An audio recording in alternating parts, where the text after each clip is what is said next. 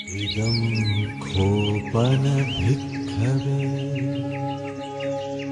dukkham mariya satcham ខ្ញុំកណាមានចំនួនខ្លះហើយមានដូចថាមានមតិខ្លះដែលចង់សួរយោបល់ដៃគុណ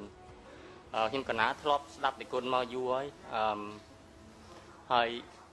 បងប្អូនទាំងអស់គ្នាក៏ធ្លាប់ឮដែរថាយើងកសានិយាយថាស្រុកខ្មែរយើងវាសកវាសិកាយើងទាំងអស់គ្នានឹងយើងហៅខ្លួនយើងថាជាពុទ្ធសាសនិកជនយើងអ្នកគោរពពុទ្ធសាសនាក៏ប៉ុន្តែក្នុង100 95% អត់យល់បានប្រហែលតែ 5% អញ្ចឹងដែលគុណធ្លាប់មានសង្កេតការច្រើនយ៉ាងហើយដូច្នេះបានន័យថាដូចសំថ្ងៃហ្នឹងមិនថាទៅនៅក្នុងស្រុកខ្មែរឬក៏នៅក្រៅស្រុកឯងដូចគ្នាឥឡូវឧទាហរណ៍ថាយើងទាំងអស់គ្នានៅនេះអញ្ចឹងបើយើងថាឥឡូវហ្នឹងវា 5% ទេបានតែអ្នកយល់ធម៌ពិតប្រាកដណាគុណ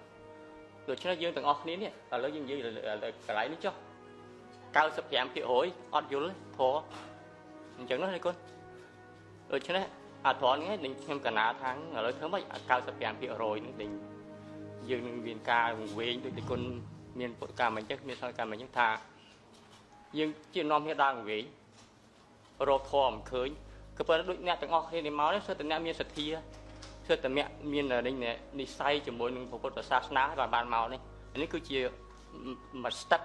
មួយជាជាងយ៉ាងហោចណាស់អ្នកផ្សេងទៀតអត់បានមកអ្នកដែលបានមកគឺអ្នកមាន